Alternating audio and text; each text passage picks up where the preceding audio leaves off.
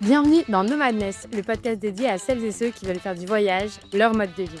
Je suis Chloé, je suis nomade depuis 2023, je suis aussi freelance en communication et j'aide les acteurs du voyage dans le développement de leur stratégie de contenu. Dans le podcast Nomadness, on se retrouve chaque semaine pour découvrir un nouvel aspect du mode de vie nomade en solo à travers un partage de réflexions, des conseils pratiques, une rencontre ou encore la découverte d'une destination.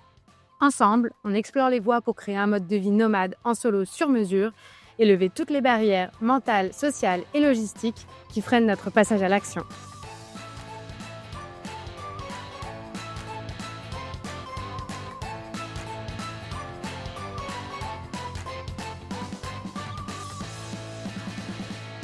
Aujourd'hui, je partage un retour d'expérience sur mon tout premier volontariat. Je suis partie un mois à Cadix, en Andalousie, pour être volontaire dans une auberge de jeunesse. Et aujourd'hui, je vous raconte tout ça. Alors déjà, d'où ça vient cette idée de faire un volontariat? Eh bien, ça vient d'une nomade que j'ai invitée sur le podcast, donc vous l'avez peut-être déjà entendu. Il s'agit de Maria Camilla. Vous pouvez l'écouter aux épisodes 15 et 16. Et son retour d'expérience m'a vraiment trop donné envie de tester, en fait. Donc ça, c'est la première chose. J'avais envie de tenter cette expérience-là de volontariat. Ensuite, la deuxième chose, c'est que ça fait peu de temps que je suis à mon compte. Avant, j'avais un contrat à plein temps en tant que salariée et donc j'aurais pas pu dégager des heures pour être volontaire en plus. Alors que maintenant, le fait que je gère mon emploi du temps complètement, ça s'y prête plus. Et la troisième raison, c'est une question budgétaire. Parce que être volontaire, c'est aussi ne pas payer de loyer. Puisque moi, je n'ai pas de base, donc le fait d'être volontaire, ça me permet de me loger sans coût, en fait. Et il se trouve que j'ai eu un gros coup dur, financier puisque juste après mon lancement en freelance, mon premier client pour lequel j'avais travaillé plusieurs semaines a déposé le bilan et donc j'ai, eu un impayé de plusieurs milliers d'euros. Donc ça allait parce que j'avais des économies de côté, mais forcément le fait d'être volontaire et ben, ça aide quand même à réduire, mon coût de vie et dans ce contexte-là, bah, ça fait une différence, pas négligeable. Ensuite, comment je l'ai trouvé ce volontariat? Alors toujours suite à la recommandation de Maria Camilla, je me suis inscrite sur une plateforme qui s'appelle Worldpackers. Et en gros, Worldpackers, c'est une plateforme qui met en relation des structures qui cherchent des volontaires et puis les volontaires, eux-mêmes. Il y en a d'autres, mais Maria a recommandé celle-là parce qu'on peut filtrer par, type de compétences pour avoir, vraiment un volontariat qui soit, en ligne avec, les services, qu'on veut rendre, en fait. Donc je me suis inscrite. C'était, il me semble, une quarantaine ou une cinquantaine d'euros à l'inscription et ensuite on a un accès, illimité à la plateforme, pendant, 1 année, je crois. Après, il y a plusieurs forfaits différents. Moi, j'ai pris le premier qui, en tant que voyageuse, solo, me convient très bien. Donc comment ça se passe? On remplit son profil, donc une photo, une description, un peu ce qu'on fait, si on a déjà eu des expériences de volontaire et cetera. Ensuite, on parcourt les annonces. Donc, comme je t'ai expliqué, il y a un système de filtre. Ça peut être par durée, ça peut être par compétence, ça peut être par type de bénéfice. Donc, on peut filtrer par destination. On peut filtrer par le type de volontariat, donc s'ils ont un impact social, s'ils ont un impact écologique. On peut filtrer bien sûr par la date de disponibilité, par le type de tâche qu'on va faire, par, le type de structure qui va vous accueillir. Donc si c'est une auberge jeunesse, si c'est une maison d'un particulier, si c'est une ferme, si c'est des chambres d'hôtes et puis par style. Donc, il y a par exemple comme option dans les filtres qu'il y a le fait d'être en contact avec la nature, si on veut quelque chose de plus rural, si on veut être au sein d'une famille, si on veut être en contact avec des animaux. Près de la plage, près de la montagne, quelque chose de plus spirituel. Enfin voilà, il y a plein, plein de petits critères, comme ça, qui permettent, d'affiner pas mal les recherches. En ce qui me concerne, les critères de sélection, bah, alors après 2 ans de nomadisme, je commence à vraiment bien me connaître. Donc, moi je savais que je voulais une zone urbaine parce que je voyage sans voiture et j'ai besoin de, pouvoir avoir une vie sociale à pied, d'aller, boire un verre et cetera. Dans une relativement grande ville parce que j'aime bien sortir, voilà, j'aime bien danser, donc il faut qu'il y ait un peu des soirées salsa, bachata et cetera pour moi et ça, ben, faut que ce soit, une ville avec un minimum, de vie sociale, quoi. Ensuite, en termes d'horaire, il faut savoir que la quantité d'heures de travail qui est demandée n'est pas la même pour tous les volontariats. Il y en a qui demandent quand même vraiment beaucoup d'heures et moi, je m'étais limitée à, environ 25 heures, parce que je voulais pouvoir travailler, pour, mon activité de freelance à côté, en fait. Du coup, il fallait aussi que j'ai accès à internet, ça c'était, indispensable et je voulais loger dans une chambre, donc pas en tente ou en yourte, par exemple. En l'occurrence, ça, c'était un peu mes critères, indispensables et je voulais retourner à Cadix en Espagne parce que j'y ai beaucoup d'amis, je m'y sens bien. C'est un peu, l'endroit où j'ai le plus de racines et où je me sens le plus ancrée, donc j'avais besoin d'y retourner et j'ai cherché ce qu'il y avait dans cette ville. C'était pas très compliqué parce qu'il y avait un seul volontariat qui correspondait, à ça. Au début, je m'étais dit que j'allais chercher quelque chose dans la communication qui est, le domaine, dans lequel j'ai mon activité de freelance. Mais finalement, au sein de la ville, il y avait pas, donc j'ai postulé en auberge de jeunesse. Je détaillerai après sur, l'émission exacte et ensuite, ça a été très vite. Donc on a échangé quelques messages, mais très peu, vraiment juste pour, fixer les dates. J'ai été acceptée, pour, 1 ou 2 mois plus tard, j'ai postulé, je pense en février-mars et c'était pour mai, donc voilà et puis voilà, donc globalement, ça s'est passé très rapidement. Ensuite, pour ce qui est des conditions du volontariat. Alors, comme j'ai dit, c'était en auberge de jeunesse, en plein cœur, du centre historique de Cadix, donc vraiment très bien situé. Et pour les types de tâches, c'était de l'accueil des voyageurs, donc faire le check-in, un peu de ménage aussi, faire les lits, faire les machines, pour laver, les draps, les couvertures et cetera. Un peu de jardinage, enfin arroser les plantes, quoi. Voilà, globalement, les missions qui étaient offertes, c'était celles-là. Ensuite, en termes d'horaire, c'était 4 heures par jour avec un jour de repos hebdomadaire, donc en tout 24 heures. La contrepartie, c'était le logement en chambre partagée avec les autres volontaires. Donc en réservant, je ne savais pas si ce serait que des filles ou si ce serait mixte et le petit-déj, inclus. En termes d'engagement de durée, ils demandaient 1 mois minimum et moi, j'avais prévu de rester 1 mois.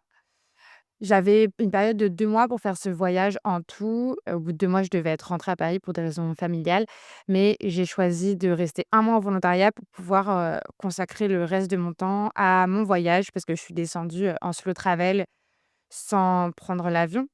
Donc, ça, je reviendrai dessus dans un prochain épisode où je détaillerai vraiment tout mon voyage. Mais donc voilà, c'est pour cette raison-là que je suis restée 1 mois. En termes de budget, il y a aucun coût en termes, de logement pour ce volontariat-là. Après, il y a certains volontariats qui demandent une contribution financière, ce qui honnêtement, moi, me paraît, assez fou. Mais bon, là, en l'occurrence, il y a pas de compensation qui était demandée. Après, il y a quand même le budget de la vie sur place parce que, ben, on sort, on doit faire les courses, se faire à manger, le midi et le soir. Cadix, c'est une ville qui est assez peu chère, mais voilà, c'est pas non plus un mode de vie qui coûte, 0 parce qu'il y a toujours des frais, annexes, quoi. Après, en l'occurrence, il y avait un café attenant à l'auberge. En fait, le gars qui gérait l'auberge, il gérait aussi le café à côté et donc très régulièrement, il m'offrait une bière, un café, un croissant, un truc comme ça. Il me faisait pas payer ça. Ça arrivait aussi qu'on fasse des repas où, lui, il cuisinait pour tout le staff. Quelqu'un cas, ben, j'avais pas à me faire à manger et après ça nous est arrivé de sortir aussi, avec l'ensemble, du staff et donc là, ben, ça rajoute un peu des frais de sortie, on sort, on boit une bière, bah, chacun paye sa bière et cetera. Voilà pour le budget. Après pour tout ce qui est retour d'expérience, je l'ai classé en différentes, thématiques. Alors déjà pour les horaires de travail, donc globalement, ils étaient très, très bien respectés et ça variait pas mal parce qu'en fait, en tout, l'auberge est ouverte de 10 heures le matin jusqu'à 22 heures le soir et donc il y a 4 shifts dans la journée. Il y a une personne qui fait 10 heures midi et ensuite qui revient pour, 20 heures-22 heures. Donc ce shift-là, c'est 2 fois 2 heures, divisé en 2. Après il y a le shift, qu'ils appellent du matin qui est de midi à 16 heures. En Espagne, c'est le matin. Et il y a le chiffre de l'après-midi qui est de 16 heures à 20 heures. Donc c'est pas mal que ça varie comme ça parce que, ça évite le sentiment de routine, je trouve et moi, honnêtement, je m'organisais en fonction Il y avait aucun shift qui vraiment m'ennuyait et c'est assez bien réparti. Globalement, dans la semaine, on a plus ou moins, 2 fois chaque shift puisqu'on travaille 6 jours. Enfin voilà, ça tourne bien, quoi. Les tâches, elles étaient simples, il y avait souvent des temps morts. On pouvait manger sur son shift. Par exemple, celle qui était sur le shift de l'après-midi, de midi à 16 heures. Ben, en Espagne, on mange vers 14 h 15 h, donc la personne mangeait sur son shift et puis c'était vraiment pas un souci. Enfin, au contraire, parfois, on mangeait même tous ensemble, voilà. Quand on avait besoin de laver sa lessive et tout, ben, on pouvait le faire sur ses horaires de travail. Enfin voilà, c'était pas, strict du tout et puis en plus, le fait que ce soit beaucoup de tâches manuelles, comme, plier les draps, faire les lits et cetera. Bah, moi, ça me laissait la possibilité de garder un espace mental, vraiment libre et de rester productive sur les heures où, je devais travailler devant l'ordi sur mon activité. Parce que c'est pas du tout le même type, d'attention qui est mobilisé. Et en plus, comme j'avais les mains occupées, mais le cerveau entre guillemets «disponible» et ben, j'ai écouté beaucoup de podcasts. Ça a vraiment permis un peu d'avoir des habitudes, un peu différentes de celles de d'habitude. Ça, j'ai beaucoup aimé. Le seul inconvénient côté horaire pour moi, c'est qu'il y avait vraiment pas beaucoup d'anticipation. Parce que chaque semaine, on avait le dimanche les horaires pour la semaine suivante. Donc ça veut dire que je savais même pas mon jour off, à l'avance quoi, ça pouvait être lundi, mardi, mercredi, on savait pas trop. Et pour caler des calls professionnellement, c'était vraiment pas facile. Donc ce que je faisais, c'est que je les calais, le matin entre 9 et 10 parce que 9 heures, on peut commencer à utiliser les espaces communs sans trop déranger et 10 heures, potentiellement, je pouvais commencer si j'avais le premier shift. Donc voilà, je faisais ça, pour la plupart du temps. Mais c'est vrai que le fait de pas pouvoir anticiper, c'est un peu problématique. Ensuite, pour continuer sur l'aspect, lieu, agencement de l'espace et cetera, c'est vrai que ça, c'était un gros point négatif quand même, c'est qu'il y avait pas d'espace, pour travailler. Donc parfois, c'était galère pour les calls. Il fallait que j'essaye, d'avoir la chambre, mais c'est une chambre collective, donc on peut pas non plus virer les gens de la chambre. Pour un appel, à la limite, ça peut aller parce qu'on les filles étaient super cool, donc on se respectait, les unes les autres, quand il y en avait une qui avait besoin d'avoir un appel, on faisait pas de bruit et cetera. Mais par exemple, typiquement pour enregistrer un podcast et ben, c'est plus galère. Donc voilà, ça, c'est un filtre qu'il y a aussi sur, la plateforme, Worldpackers, c'est de pouvoir filtrer s'il y a un espace de travail disponible, c'est indiqué. Ou évidemment le fait d'avoir une chambre, privée. Donc là, dans le contexte dans lequel j'étais, c'était un compromis que je pouvais faire, mais sur, mes prochains volontariats, ce sera un critère, de pouvoir, avoir un espace pour faire, mes calls au calme. Après sinon, clairement le lieu était cool, idéalement situé, donc vraiment dans le centre-ville historique, de Cadix, à 5 minutes de la très jolie plage de la Caleta. Il y avait le café de l'auberge où je pouvais bosser sans payer rien du tout. Donc si on veut une ambiance un peu plus sociale, un peu plus, avec du monde autour pour bosser, moi j'adore ça et ben, c'était idéal pour moi. Il y avait une terrasse aussi en hauteur, donc ça c'était pareil, vraiment chouette pour pouvoir travailler en profitant, du ciel bleu. Après forcément en plein centre-ville historique et ben, c'était quand même un bâtiment, vieux, donc avec une isolation pas très bonne, parfois des odeurs de canalisation qui remontent, donc voilà. Moi, c'est pas des choses qui me gênent de pas vivre dans un espace, très moderne et cetera.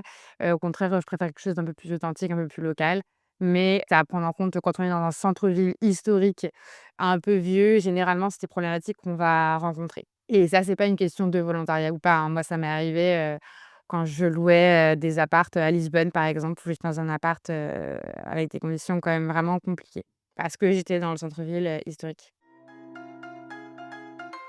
Après, pour l'aspect social, alors, le boss était super, local, donc il était originaire du nord de l'Espagne, mais il connaissait tous les bons plans de la ville.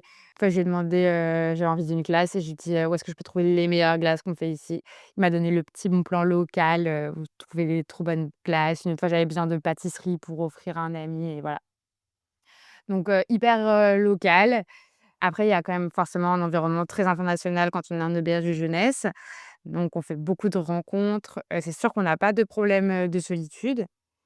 Après, moi, je connaissais déjà des gens locaux. Mais sinon, il faut savoir que ça demande quand même de sortir du cadre du volontariat pour faire des rencontres qui soient vraiment locales.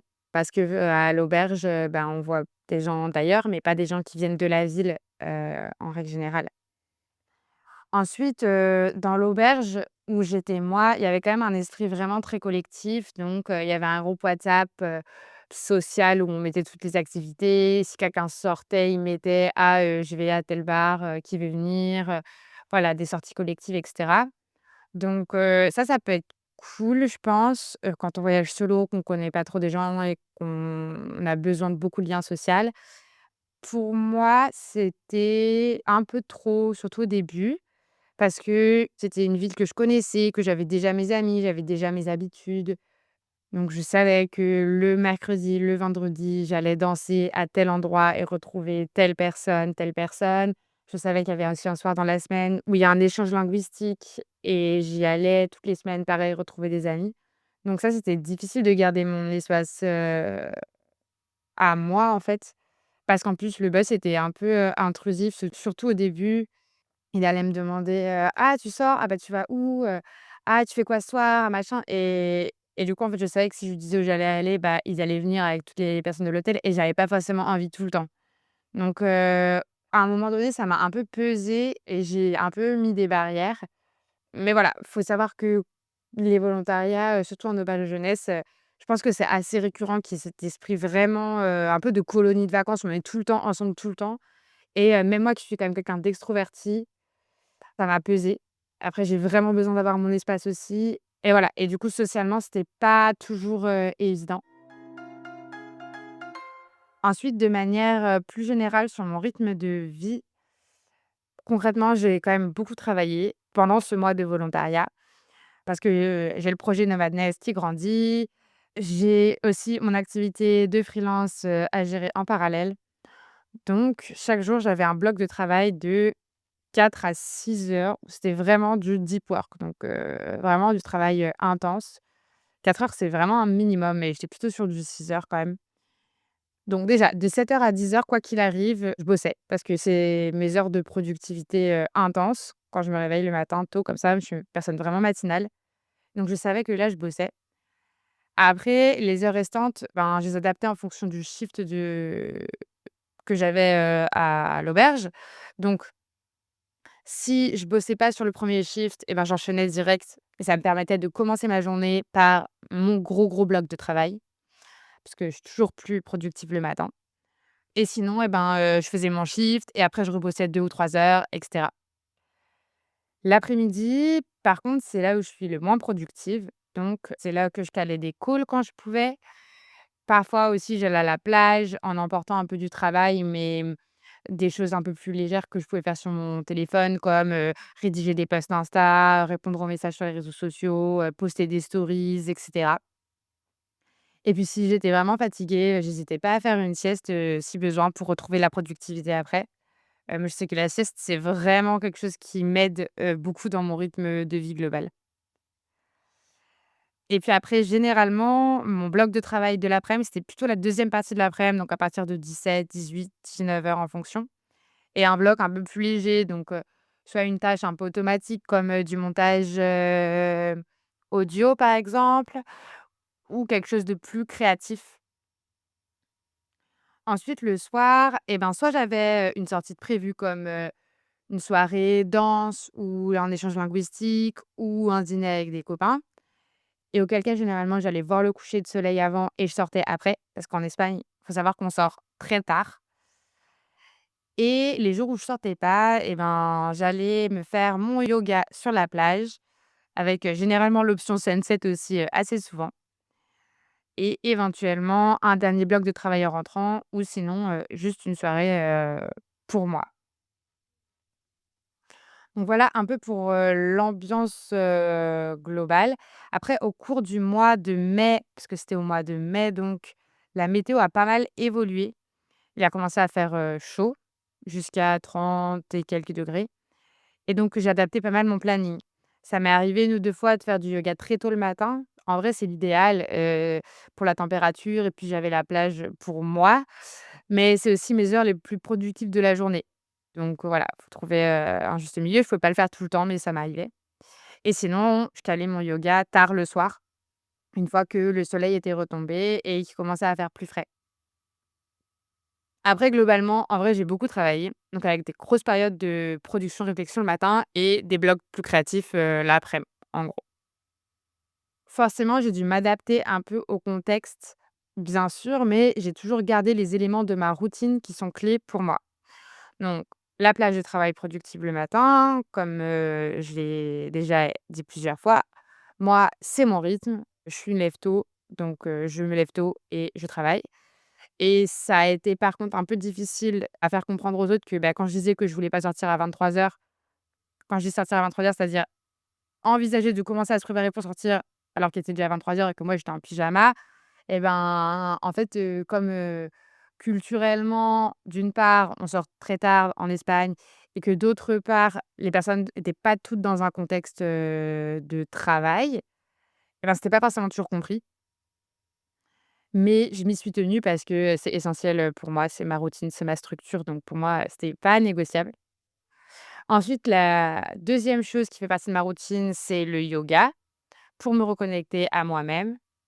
Ensuite, la danse, donc danse latine en ce qui me concerne, pour me connecter aux autres et aussi, pour, développer ma créativité. C'est vraiment un booster pour moi, ça me vide complètement, l'esprit. Il y a une, forme d'expression corporelle et de musicalité qui, est vraiment hyper stimulante du point de vue créatif. Donc c'est des bulles de ma semaine qui sont essentielles pour moi, 2 à 3 fois par semaine. Et au cours du mois, j'ai aussi fait 2 jours d'exploration où je suis partie visiter, d'autres villes ou villages à l'extérieur de Cadix. Donc j'ai été une fois au très joli village de Conil de la Frontera, et une fois à Jerez où il y avait la feria de la ville. Donc c'était la première fois que j'allais à une feria. Donc voilà, si ça avait été une ville et une province complètement nouvelle pour moi, j'aurais probablement, exploré un peu plus. Mais là, moi, je connais quand même bien. Je suis venue ici déjà, 3 fois en tant que nomade. Donc à chaque fois, je visite, un peu des nouveaux trucs. Mais c'est vrai que c'était aussi stratégique dans le fait de choisir de revenir là et pas d'aller découvrir quelque chose de nouveau. C'était que je savais que j'allais pouvoir me concentrer sur mon activité tout simplement, sans avoir peur, de, passer à côté, de la découverte de la destination puisque je la connaissais déjà. Donc voilà, si on fait un peu le bilan, j'ai vraiment adoré cette expérience et je pense très sincèrement que je referai des volontariats dans le futur. J'ai beaucoup aimé le côté auberge de jeunesse et d'ailleurs, les volontariats qui sont en ville comme moi, ce que je cherche et ben, en fait, c'est surtout des auberges.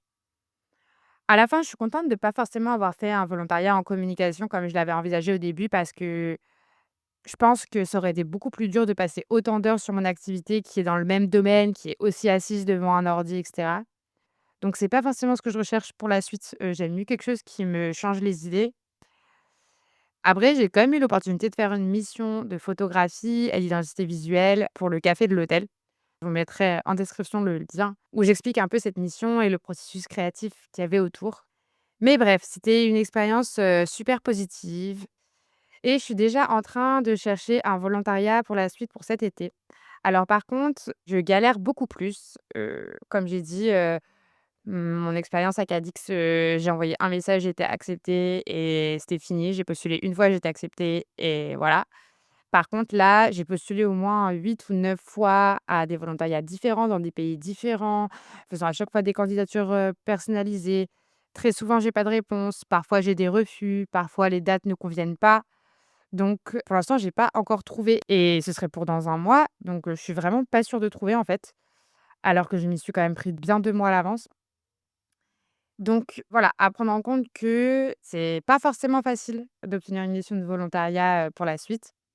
Mais néanmoins, si vous avez l'opportunité, c'est une expérience, vraiment positive qui aussi permet de soutenir, une initiative plus locale, de moins contribuer à la crise du logement que si j'avais loué un appart très cher, par exemple et donc c'est un peu plus en accord avec mes valeurs parce que j'essaye, de voyager le plus possible dans le respect des populations locales et de l'environnement.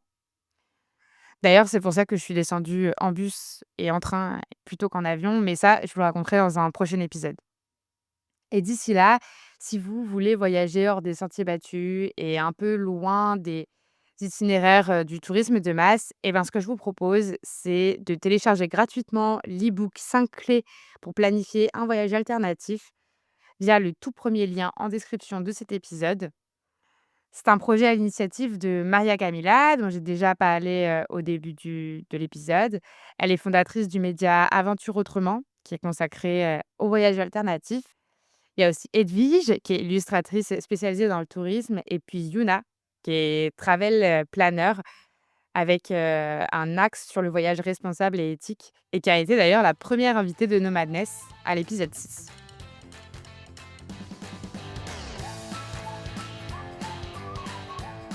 Voilà, c'est la fin de l'épisode du jour. J'espère qu'il vous a plu, et si c'est le cas, surtout abonnez-vous et donnez 5 étoiles au podcast. Ça vous prend 5 secondes à tout casser et ça soutient vraiment mon travail puisque ça donne de la visibilité aux médias. Et puis si vous voulez suivre mes aventures nomades, ça se passe sur mon compte Instagram qui est en description. Et vous pouvez aussi m'envoyer des messages pour me poser vos questions, me faire vos retours ou partager vos idées. Allez, à très vite!